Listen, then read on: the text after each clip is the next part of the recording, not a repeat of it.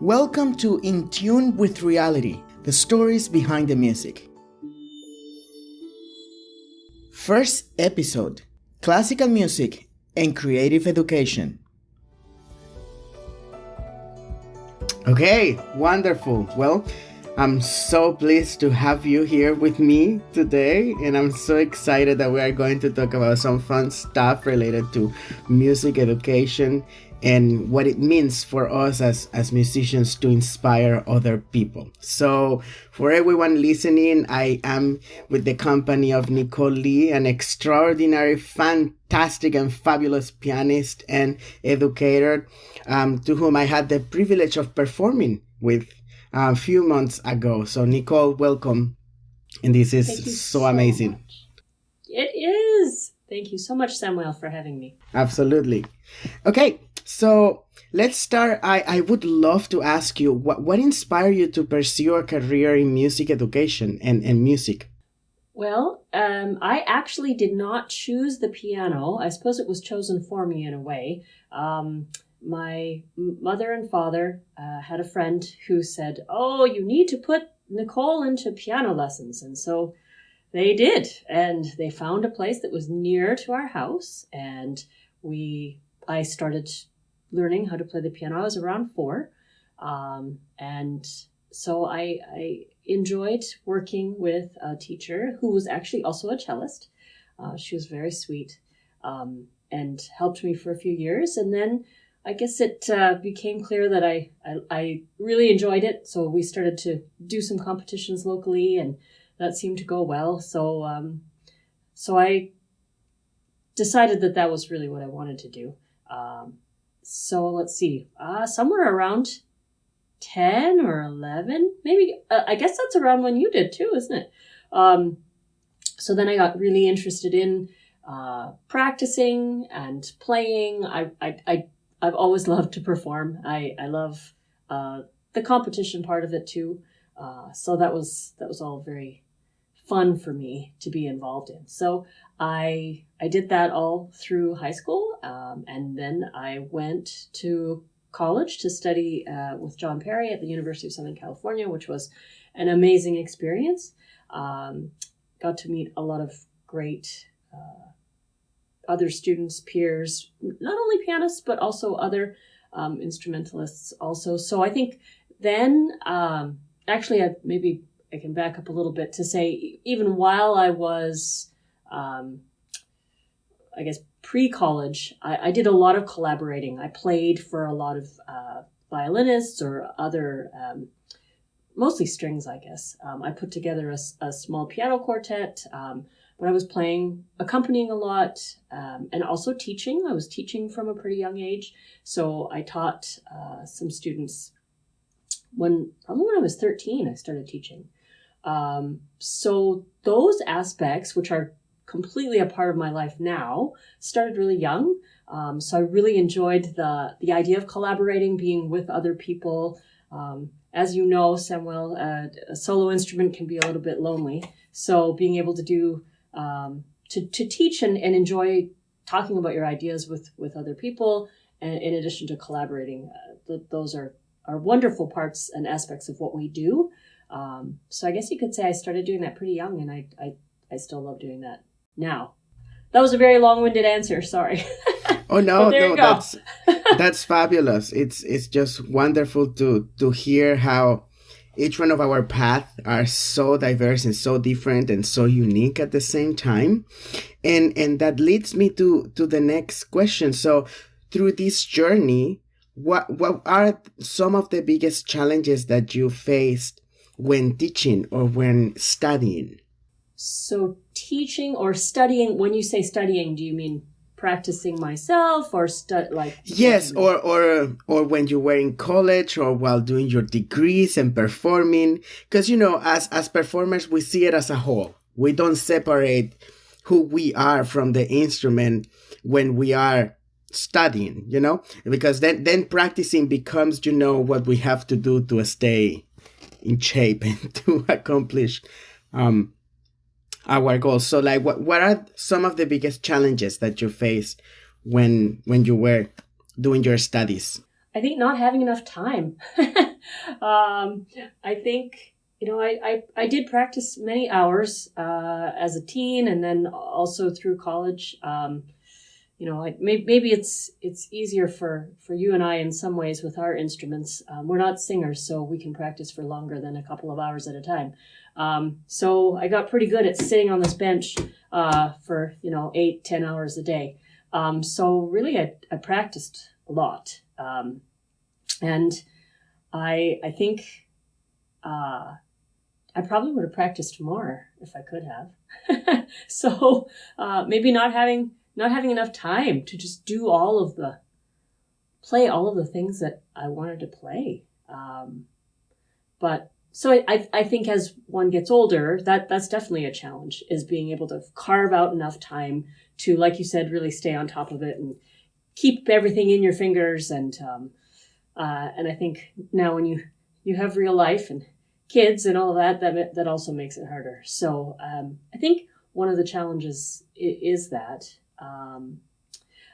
I will say, from a personal standpoint, within the last couple of years, I have had some issues with arm pain to an extent. And as I teach more, I'm finding that is really a large challenge. So that's been really interesting to have that piece, both from a personal experience, and then also it feels like just daily in my teaching, I talk to my students about managing pain. But what that really gets to is the technique.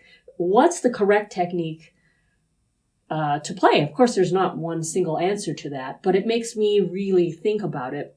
And as you know from teaching also, teaching makes you a better player, right? It absolutely does. So teaching makes you a better player, performer, and also pedagogically, it makes me think so much about how do I do this? How can I then articulate that to a student? Because I think articulating things is so difficult, being able to communicate clearly to a student, this is what I want you to do. Because you can just say, just do it like this.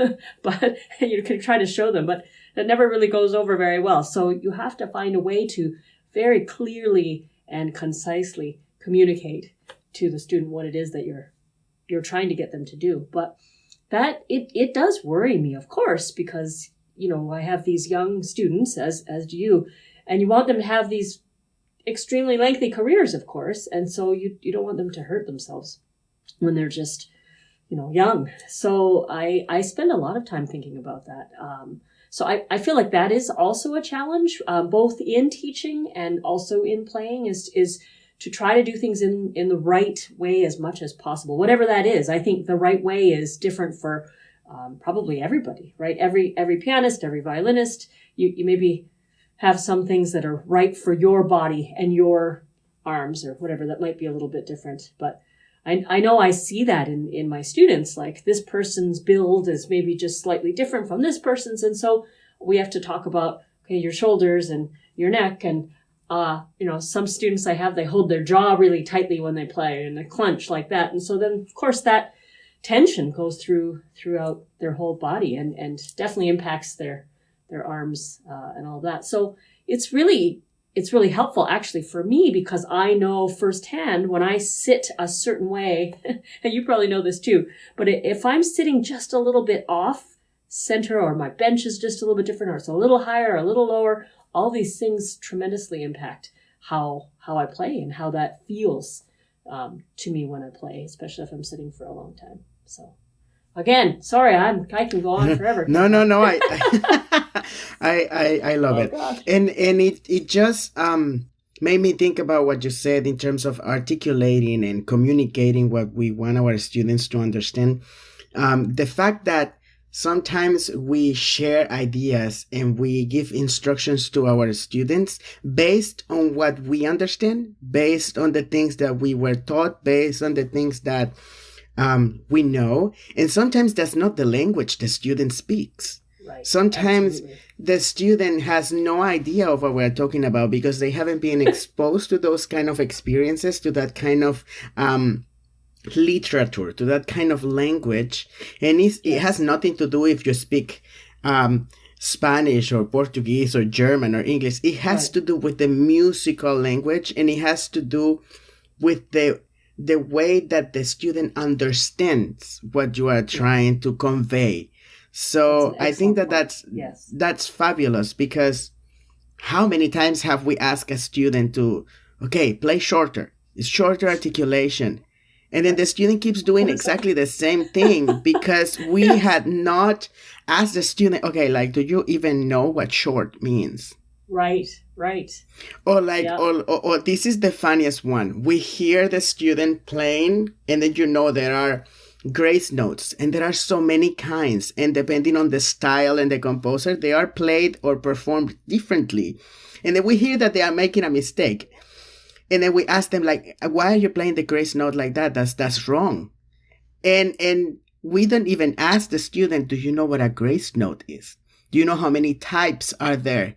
Do you know what it means when you have the diagonal line over, or when it's just a simple grace note? Like, how's different when you have it in the Romantic period versus the Classical period? So all of these things are just so the day to day, that's what we do, but we take it for granted because we assume that the student already have that knowledge, that the student, because they read music, they understand what is on the music, but actually no. And that's why I'm a huge fan that sometimes we as applied teachers have to become, the theory teacher, the history teacher. Musicians are like Professor Abramov says, we are magicians. We are supposed to be performers, actors, communicators, doctors, therapists, mentors. We are everything, It's true. So yes, so it's really amazing to see what music is capable of. And that's what leads me to the next question. So how do you approach teaching music students with like different levels of experience? Okay. Meaning like beginners or maybe intermediate or very advanced students. Yeah. Okay. Oh, that's a good question. Samuel, I was going to ask you a question because I think it does lead into there too. You were just talking about ways to communicate with students, and and the fact that we're magicians. I think you are with me in loving teaching because it gives us an ability to have a relationship with the student. And you mentioned being a therapist too. Sometimes, I don't know if you've had this yet, but sometimes a student just needs to come in and sit and talk to you. What I love about being able to teach them is to build a relationship of trust, because of course they're not going to let you move their arm in a certain way or tell them you have to do this with your arm if they don't trust you. So, and I'm sure that you have some of that too. What do you do when you have a student who wants to just talk with you for a while? Well, I think that in my case, I can just see it when it happens or when it's going to happen, because just by the way that they come into the room, right, or that they come into the Zoom meeting for the lesson, right, it's just so obvious.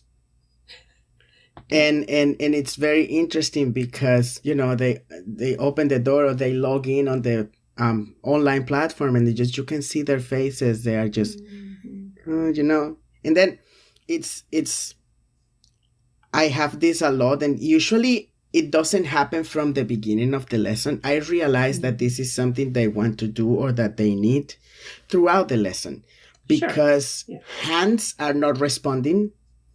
Their enthusiasm and their, desire to learn and to do at that particular moment is probably not ignited, is not present as usual. And then, I just pull the question like, okay, how are you today? but really, because I already asked you and you say everything is fine. Everything's fine. Yes. So what is wrong? So then they put their violin down and then they start talking, and then we go like, okay. So it makes sense. So sometimes there are so many barriers for our students that are not even related to the instrument. They have nothing to do with playing. They have nothing to do with technique. It has to do with their circumstances and the life experience they are going through, what affects them in their overall performance. And we as educators sometimes make the mistake of going like, oh, you need to practice more. You need to do more. You need to go. You need to stop procrastinating. But we have no idea of what is actually happening behind that musician, behind that instrument. And what I mean is, what is happening to that human being that is coming to the lesson with an open heart to be vulnerable and to show what they have done. And of course, we have so many different kinds of students and different personalities. But what really matters is the way that we approach that particular scenario, because to me, it's a privilege. It's a one in a lifetime opportunity to be able to share with a student that is opening up in that way, because it needs guidance, because something is happening at home, or because they just are struggling. And I think that so many teachers are so concerned about, oh, they have to play in tune, they have to win competitions, they have to do all these things, that they forget that there is a human being behind that instrument. I completely agree. You are an amazing educator, and I am just so glad to know you. So back to your question about different levels and challenges with that. Do you have an age or stage that you prefer? And then I'll answer that too. I actually do. Okay. I feel very, very confident, but also I enjoy it so much working with students that are between the age of 11, like 10, 11, until 27, 28, 29. So I go from students that, even though they have been already set up by someone else or they have not, I start them. It doesn't matter what their age is, but I love working between that kind of like range, because it's an age where the student is starting to show and is starting to build their artistic personality, their own individuality. So I love working with leaders. I love, like, for example, when you see the groups of students that I have a group that goes from 10 to 15, from 15 to 20, from 20 to 25, and then 25 to 30. Oh, wow. Okay. So then each one of them have different characteristics. And I in the foundations program, I have students that are 15, 13, 23. And some of them are already teaching. Some of them are concert masters in an orchestra. Other ones are just starting, but they are playing solo concerts like crazy with different orchestras. And they are just 13. So I have a very varied kind of group of students. And then outside the foundation, I have a little bit of everything. Students that are taking lessons because they love music, students that are professionally trained and they are playing in orchestras and they just want to keep, in shape with their violin studies. I have students that have found me and that have wanted me to guide their kind of like their path and their trajectory, because they are very, very inclined into entrepreneurship. So because I run the foundation and I have all these projects and I have gotten so much experience by establishing festivals and everything, they want to be exposed to this kind of environment. So for me, I think I have a very diverse group of students, but I do love working with teenagers and young adults. So that would be my range. They probably really look up to you also and can really relate. I mean, what a great role model you are for students at that age. No, really. So, I mean, it's true that I'm a little bit older than you are. And so it is, I do feel sometimes like, oh, I'm not sure how well I relate to them. I mean, I hope I do, but there definitely is. It's kind of like what we were talking about earlier with the communication. I think you're so young and you're able to talk to the students, and they know that you're kind of on their level. But sometimes I just think I'm on a different, I'm in a different galaxy, and trying to speak just not even musical terminology or language, but just regular everyday language. Sometimes I think, dear. But I think that because I've been with you and I've worked with you, like it's mesmerizing the things that you are able to say through music. Like you don't even need to talk. You just sit in the piano and then you play. It's just unbelievable. So I think that. Thank you. Regardless of the generational difference, because I also go through that with my own teacher. He sees things in a completely different way because he's from a different generation. Yes. Yes. And I am so honored and privileged to be able to gather from that generation, Yes. And to see how much of that is still alive and how much of that can I apply in today's world.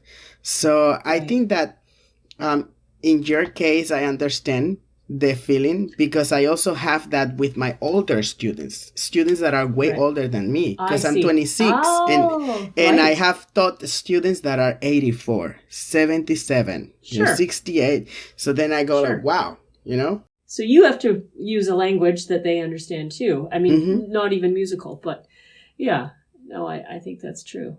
I was thinking about not only as far as age goes, but maybe one of the challenges also, and maybe you don't have to face that as much. I think when we're working with students who are, say, pre-college or, because I know you agree, I think every student who comes to us is a gift and a bit of a puzzle. So we have to figure out, how am I going to reach this child or this student or this adult, this person, right? You have to find a way. And I'm sure you do too. Sometimes I get woken up in the middle of the night and I think about that one student. And I've often, texted their mother and said, I'm thinking about this student and I think this piece is the right one for them. Let's try that. And, it's very interesting, but I do feel like it's a gift. But sometimes we get students who don't want to play. Like when you asked me earlier, was it something you wanted to do or pursue, or did someone else choose it for you? Sometimes we do have those students, don't we, that their parents have chosen it for them or their grandparents have chosen it for them, and they are told, you will play the piano. And maybe they'd actually rather play soccer. They really don't want to do that. And so and in an age, I think, where students are being pulled many different directions, school, academics, athletics, could be dance, all kinds of things. So you and I both are people who have spent many, many hours practicing and really honing our craft. And so I think it's difficult, like you said, to just, one of the things we might say is you just need to practice more, find more time to practice. But I think that it's just so interesting. Like you are raising a point that is like my day-to-day fight with other students and with other educators, because I have been privileged to have students that their desire and passion towards learning is just unmeasurable. I have been privileged of having students that chose me. Right. And that I have, it's like this mutual encounter. Yes. So, but I see it all the time when I'm doing residencies at different universities, when I'm traveling and working with students. Like, how are you supposed to teach a student that doesn't want to be taught? That doesn't want to be there. I think this is a topic. And it is a topic. And I think that's like my entire fight all the time, because you must meet the student at a middle point. You cannot go all the way to look for a student that actually is not giving anything in return. And we're not talking here about any other kind of, it's like if the lesson is for free or not. Like, I'm not talking about that. I'm talking about the commitment and the compromises that the student have to make in order to succeed in his own lesson. Like, how many times haven't you have students that comes to the lesson, they sit on the piano, and then you immediately can tell they don't want to play. They're just like, oh my goodness, this is so boring. My goodness, I don't want to play this. This is horrible. And then they don't say anything, but they have to do it because their parents already pay for the lesson. And then are the parents that are frustrated who want them to play piano because they never made it. Right. Yep. You know? So I just think that that's just so detrimental for the growth of the student, because you are going against their desire, their instinct, their nature. And on top of that, you are trying so hard that it becomes an emotional drainer for us. It's like we put all of our intention because we want to help the student. We see potential, but potential without intention and desire and interest is nothing. It's not yeah. You know? No, you're so right. It's just so hard to work with a student that does not want to be taught. Correct. And I'm so glad for you that you don't have, it sounds like you don't have a bunch of those kinds of students. Yeah, so that's wonderful. But that's a totally different challenge. So I will say that over all of my years of teaching, it is true that people who are, say, adults who come back to it, either they were the ones who said, oh, I and how many times have you heard this? Maybe I've heard it more than you. But I think if I had a dollar for every time someone said to me, I wish that I had kept playing the piano. I wish that my mother hadn't let me quit. I wish I had kept going, because now I really wish I could play. And so here I am as an adult and I'd like to play. But those are the best students in some ways, because you're right. They are there because they want to be there, not because their mother was making them be there at this point. They want to. And so they do have that desire. So generally that's a fantastic student. Yeah. But then we come on to the next layer of this issue, which is, oh, Maestra Nicole, would I make it? Do I still have time to have a career? Mm-hmm. Can I still become a professional musician? And this is what we have to, to address is literally like a global issue. Mm-hmm. It's like, I agree that there is no age to learn music. I agree. Yes.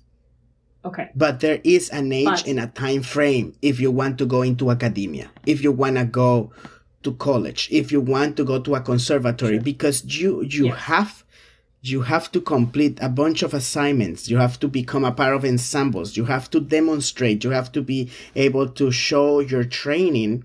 And then when you don't have that, you will suffer from the overall pressure of this roller coaster that is moving so fast of, 4 years if it's a bachelor's, or 2 years if it's a master's degree, or so it's very difficult. And I think that this is the reality of college students who are coming into universities and conservatories right now, especially universities. They finish high school and they go, okay, what am I going to do? And then they just, I'm going to do music. What do you mean? This is not a joke. This is not a game. Music is as hard, as demanding as med school. Correct. I have this conversation all the time. Yeah, I can't wait to talk with you more about it, because I think it's a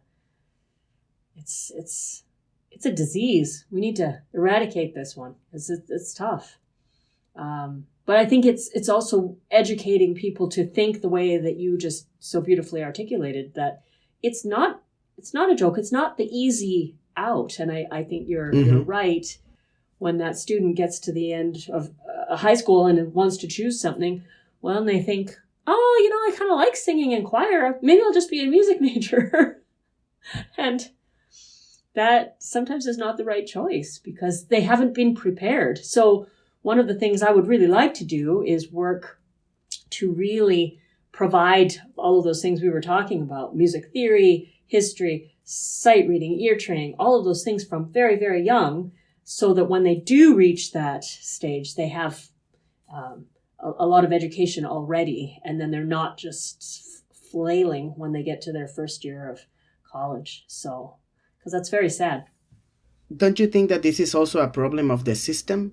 Because we as applied teachers shouldn't be the ones teaching all of these other courses. That's why we have theory teacher and skills and ear training and all of these things. So I think that the fact or the reality of these students coming to their first class, week of classes at a university, never being exposed to what music theory was, or what skills are, or like sight reading, or what a treble clef is just outrageous. And it's really, really hard, because on the other hand, I also think that it's a fabulous opportunity for us as mentors and educators to actually support that student in finding out what they truly want.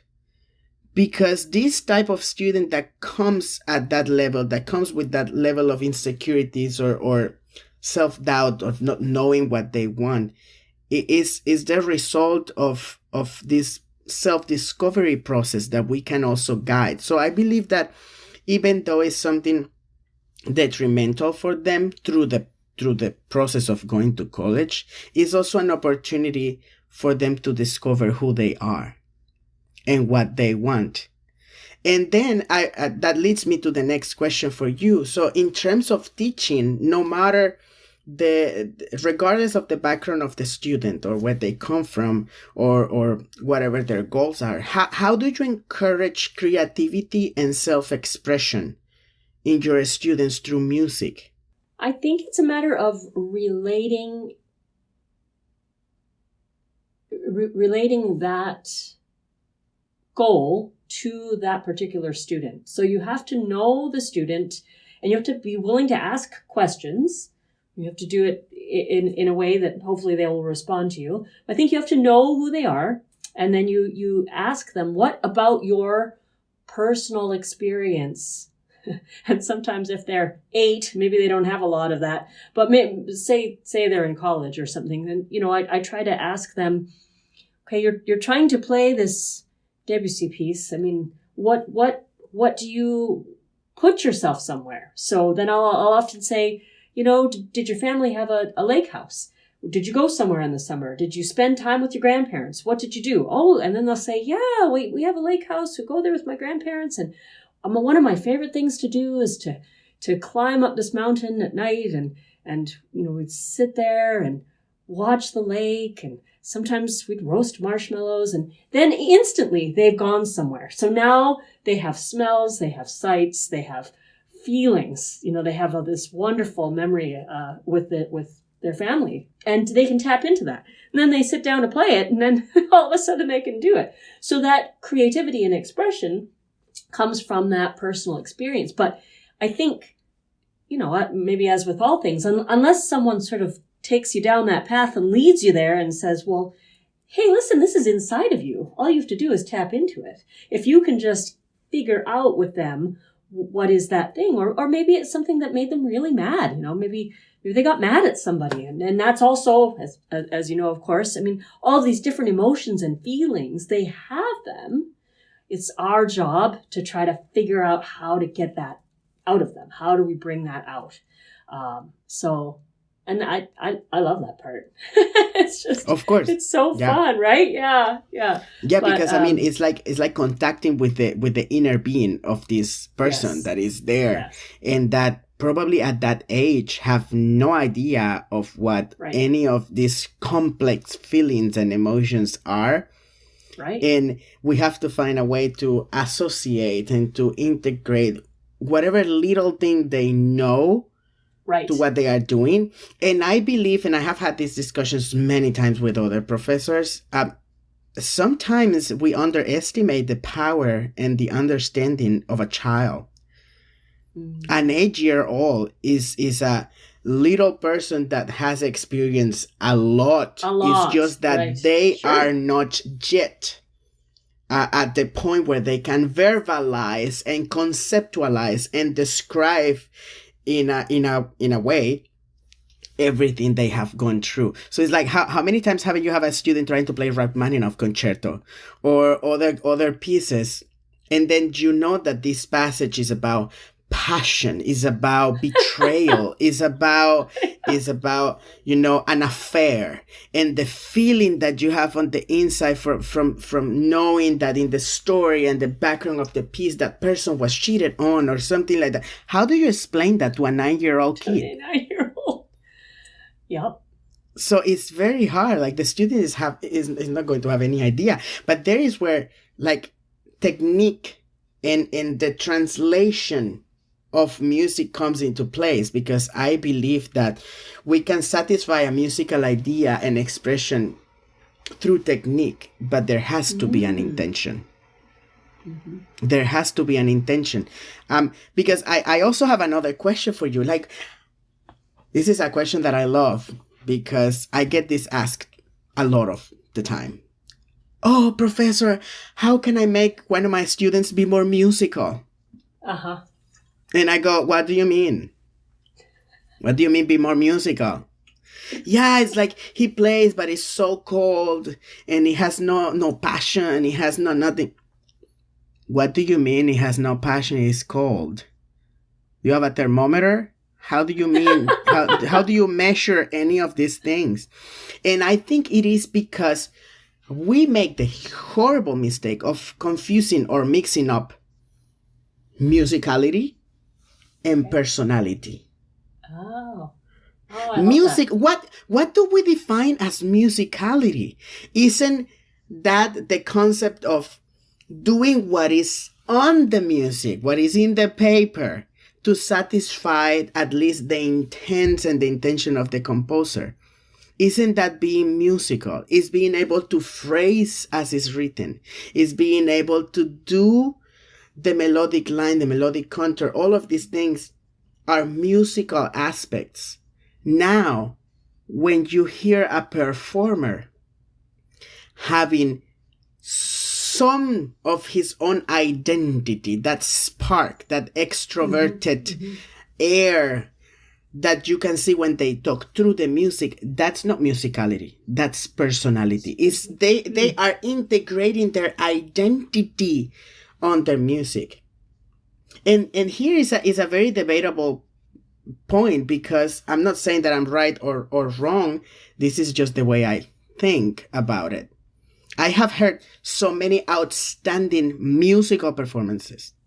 Just amazing, the phrases, the constructions of things. But then when I look at the player doesn't move at all. Everything is done through the hands, and I just need to close my eyes and be like, my goodness, this is so powerful. Wow. But when I look at it and when I see how they integrate physicality, it's not there. You see, because we associate music as an audiovisual thing. So we are also impacted by the physicality, by the expression, by the face. But I have also seen a lot of faces, a lot of expression, and zero music. Okay. Yes. And it sounds like, oh, that's not possible. But it is. Because how many times haven't you heard a musician having a lot of motion and everything, but then in the music says piano and he has accenting every single measure? Well, one thing that we should discuss also, and I mean, I think I don't think there's an easy way to get this, but I think it's practice. But it's the technical control that one gets from all of that practicing, those hours of scales and Chopin etudes and whatnot. But I would guess, of course, I don't know for sure, but those people that you're talking about who can just sit still, like maybe Rubinstein or somebody, who just sits absolutely still and just everything comes out of their fingers.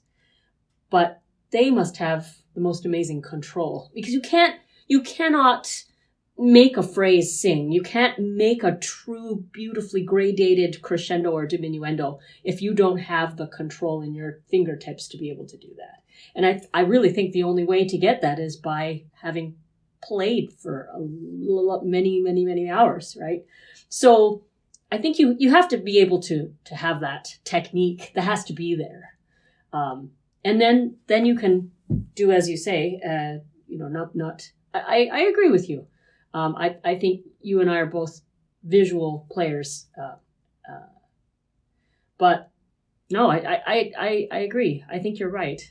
But I think that visual thing comes as the nature of our personality.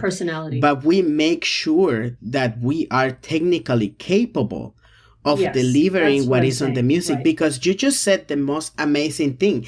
Technique is the tool, is the medium for the music to come out. Come out, right.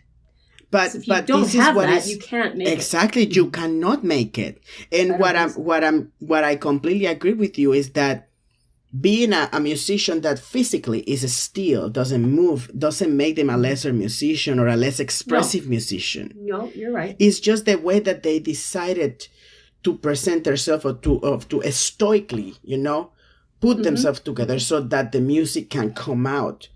And I think that we sometimes judge people by the things that we see and the things that we hear. And when they don't go together, then we start thinking, oh, this is not good.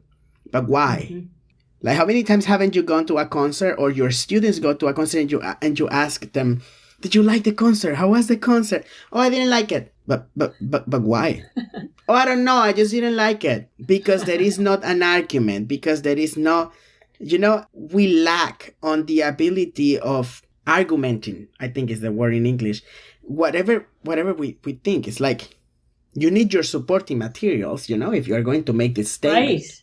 Yes. Like, why didn't you like it? Is your dislike of the concert based on an opinion, based on a preference, based on taste, or you as a musician considered that what you saw was not at the level that it was supposed to be? Yeah. So I think that's very, very important. And that leads me, because of matter of time, to the next. Yes. Oh, sure. We have time. Well, one thing that I think we should talk about, in addition to technique and building all of that, one thing that I find myself saying more and more, I guess there are two, but one is to really encourage students to listen to music. You were talking earlier about a grace note, or sometimes trills, or, I'll talk about trills, or do we start on the note above, or do we start on the principal note? If students aren't listening to pieces from the Baroque and classical and Romantic eras, how will they know? How do they hear that? But really, really listening to all kinds of, if you're a violinist, not to just listen to violin music, but everything, opera, to sing, and also to record oneself, because we have these amazing tools nowadays, right? It's so easy. All you have to do is pick this phone up and hit the record button, and you can record yourself. And then when your teacher says, you're not really making much of that crescendo, and then you think, oh, yes, I am. You just have to point to that and go, actually, you're not. Because we all think that we're doing more, more musical shaping, like you just said, than really you are. And so I feel like those are tools that we tend to neglect, I think, as students. And I think as educators, we have to encourage that even more. The really listening, going to concerts, listening, but live, of course, is amazing. But also, we have so many recordings at our disposal that students can listen to, and really, really, that will help shape them as musicians. But also to listen to ourselves, to use that as a tool to practice. I feel like, I know you do that a lot. You record yourself. I agree. Like, I couldn't agree more. And that's something that, even within the foundation structure, everyone that is a part of the team, a part of the board, we have constant discussions about how important it is to record ourselves. Because I struggle with the other side of it. I struggle with when I let my passion and everything I'm feeling to overcome my level of technical control. Then I struggle because I lose control, because there is this overexcitement that gets in the way. And then recording myself allows me to find a point of balance.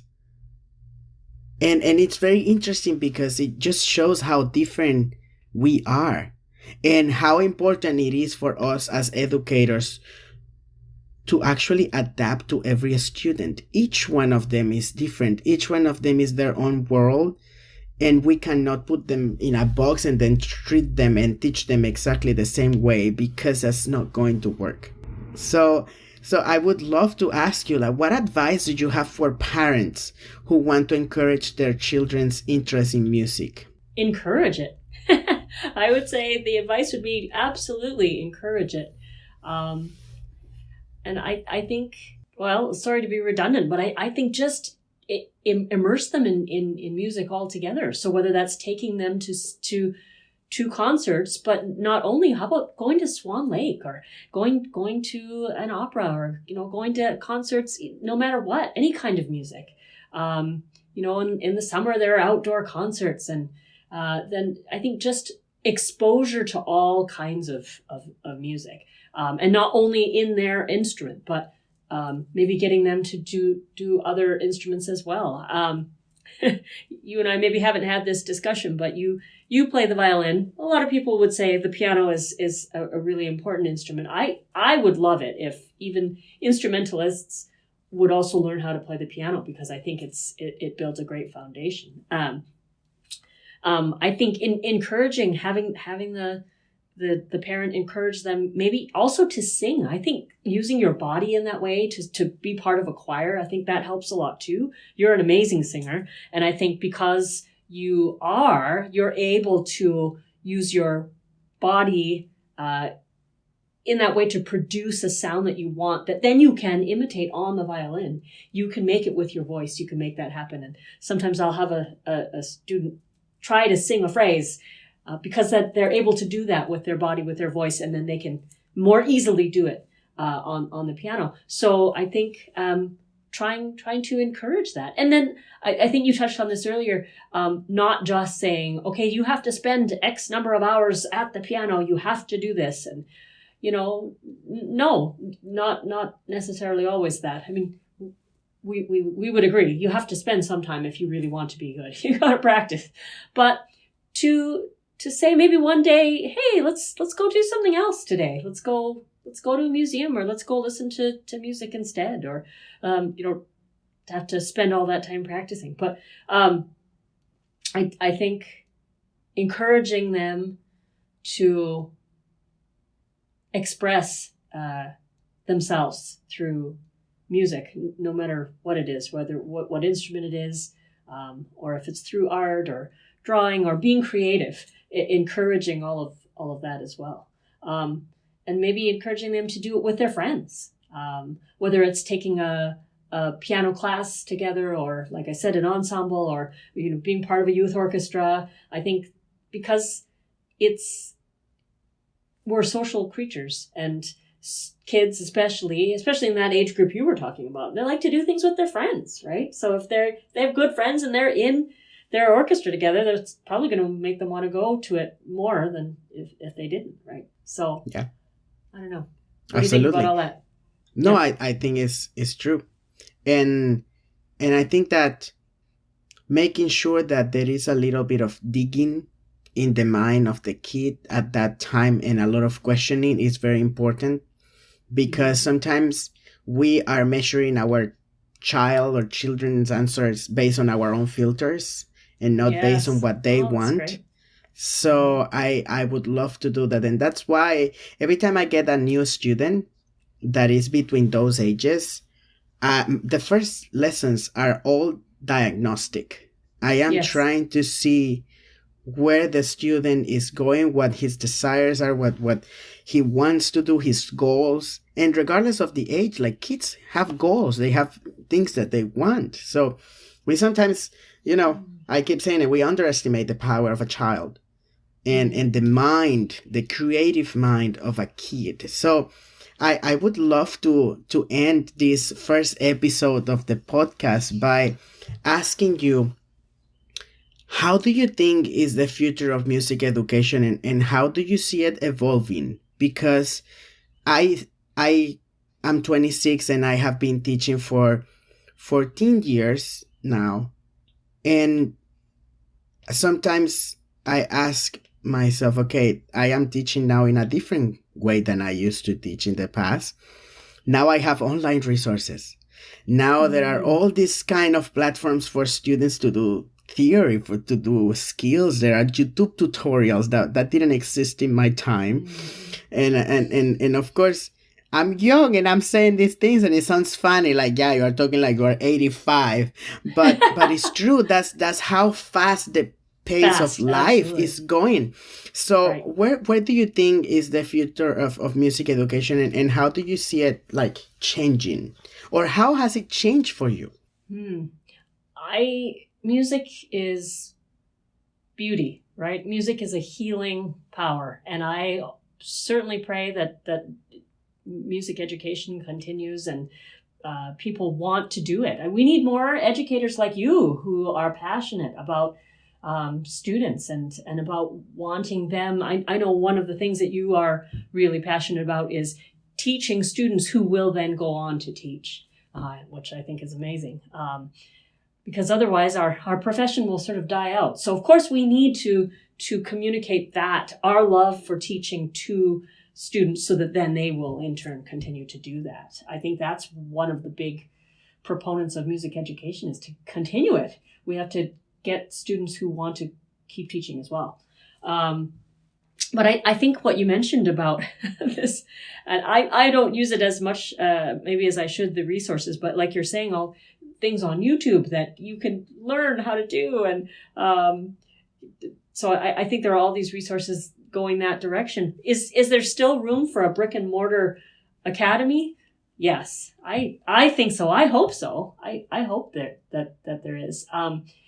I think you and I have both talked about this too. I mean, even though the Zoom or Skype or FaceTime lesson provides us with just bridging the gap of the world and making it so much smaller, where, you know, here we are, we're not in the same city, but yet we're talking, and we're, you know, I think we can feel our energy and our passion. So yes, we can teach online, but there's nothing like, you know, when you and I get into a room together and play in the same space. And so if we were to teach somebody who's right there, so I hope that will never go away. I don't think I will ever prefer to teach online as much as I would just being right next to somebody. You know, I know for me, when I get to sit next to a little student and play even if they're playing something so basic, but if I can make up an accompaniment right next to them and my elbow is next to them and they can feel me, that's priceless. I mean, you can't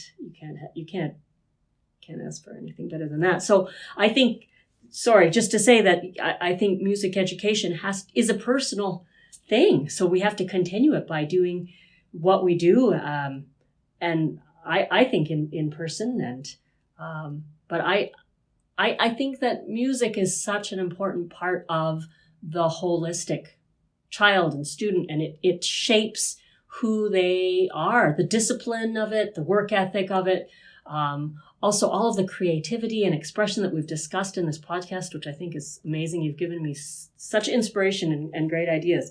But I think that music is such an intrinsic part of a human being, and shaping them to be the person that they will turn out to be. So definitely, I would say parents, keep encouraging them to do it, because it's going to turn them into an even more wonderful human being than they are when they're 8 or whatever, like we were saying.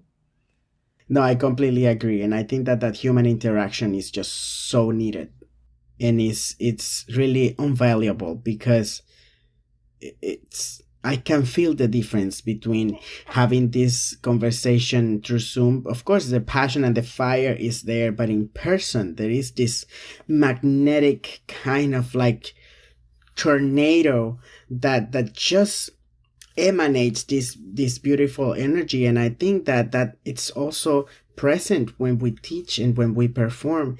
And I think that our job, and it's such a privilege for us to have you as an artist ambassador of the foundation, because it's our goal to be able to inspire the next generations to understand that music education and music performance are not two different things, that one goes from one side and the other one goes on the other side. They go holding hands, because there is no such a thing as a performer without education and an educator without a performance experience. So it's so important that we start integrating and giving it the value that it deserves, because none of these elements are lesser than the other one. They are both unique and necessary. So I am so happy to have had you today for this. I am so privileged to just listen to you. You have the most wonderful ideas. You're such an inspiration. Thank you. Well, this is not going to be the last time we're going to be getting together and doing many more things. And for everyone that is listening to this podcast, please follow us in our social media at Vargas Foundation, and you can find us on Facebook, Instagram, and YouTube under the same account handle. Thank you so much, Nicole, and I send you a virtual hug.